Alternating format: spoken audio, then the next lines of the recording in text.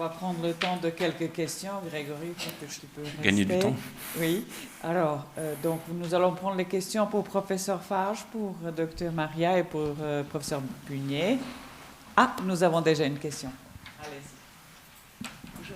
Oui, merci beaucoup pour ces présentations. Moi, j'ai une question pour toi, parce que forcément, c'est hyper intéressant ce que tu montres comme données. Et j'aurais une question sur en fait, le fait qu'au départ, à baseline, tu as cette différence de, quelque part, de volume thymique. Et au-delà de l'effet du traitement sur l'évolution, comment ça, qu'est-ce que ça représente pour toi? Qu'est-ce qui est différent en termes immunologiques entre ces patients sur le fait qu'ils ont ce volume thymique différent au départ? Qu'est-ce que tu as comme information sur leur répertoire, sur leur phénotype, sur autre chose à J0, quoi, enfin à J0, en tout cas avant le traitement? Malheureusement, je n'ai pas d'informations, ce n'est pas des données qu'on a pu matcher. Il y a des patients qui ont une greffe il y a très longtemps et donc on n'aura pas malheureusement ce type de données, mais je pense que ça peut être un travail à faire maintenant pour rajouter dans la cohorte prospective. Ce que l'on sait dans la sclérodermie, quand on prend les grandes cohortes de sclérodermie entre 100 et 300 patients, on retrouve 15% de non-involution thymique, environ entre 12 et 15%, pour des patients qui ont des sclérodermies sévères et d'autres qui n'ont pas de sclérodermie sévère, ce qui est beaucoup plus que la population générale, et vraiment différent de la population générale.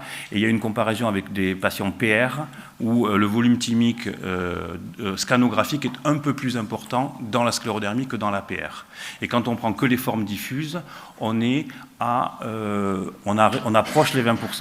Et le seul papier qu'on a dans la littérature, c'est le groupe de NS qui a montré sur une vingtaine de patients la taille avant-après. Il ne voit pas d'évolution de la taille, mais il a fait un endpoint à 11 mois et pas à 2 ans.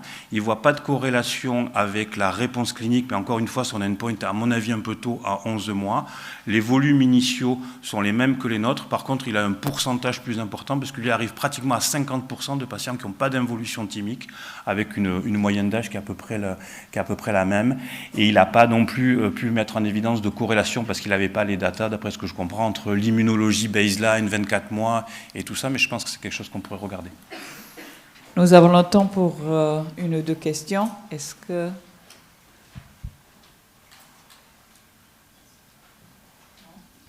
Tu as une question? Oui, moi j'ai une question pour Alexandre. Le fait de l'origine géographique des patients, tu penses à quoi derrière? À une exposition Alors moi, je le rapporte parce que c'est un fait et que c'est effectivement ce qui rejoint ces 3 patients. Pour autant, je n'ai pas vraiment d'idée derrière la tête parce que malgré tout, sur la région PACA, ils sont plus ou moins éloignés géographiquement. Bon, on a la question de c'est le sud, il fait chaud. Hein. C'est vrai que c'est ce que je disais sur la période de l'autogreffe, mais c'est probablement un petit peu fruste comme explication. Non, je n'ai pas d'autres raisons.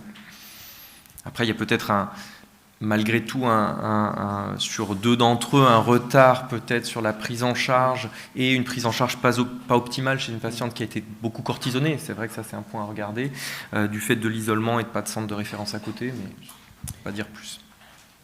Oui, Madame Farge.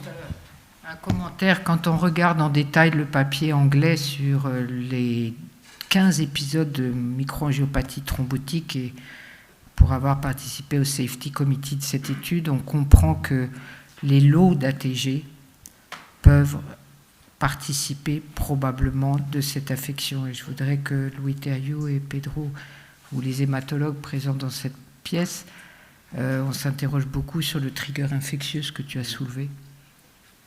Alors sur les lots d'ATG, c'est vrai que nous, on a regardé ça. Du coup, chez tous nos malades, on les a repris avec la pharmacie et on n'a pas pu dresser de conclusion par rapport aux autres patients. Mais c'est une question qu'on s'est posée effectivement. On s'est dit, il y a quelque chose au moment de la greffe peut-être qui a été différent. On a repris tous les protocoles et on a procédé exactement de la même manière. Alors je dirais à Montpellier, en plus, c'est peut-être un cas particulier. On a commencé à greffer en 2018. Tous les malades qu'on a eus avaient une atteinte cardiaque fruste et donc tous ont eu un conditionnement atténué quasiment pour cette raison-là. Donc on a quand même une homogénéité, on va dire, sur la méthode de conditionnement chez nos malades. En tout cas, Alexandre est courageux parce que Dieu sait qu'on lui a dit ça n'existe pas les crises rénales à Saint-Louis, mais il a résisté. Merci.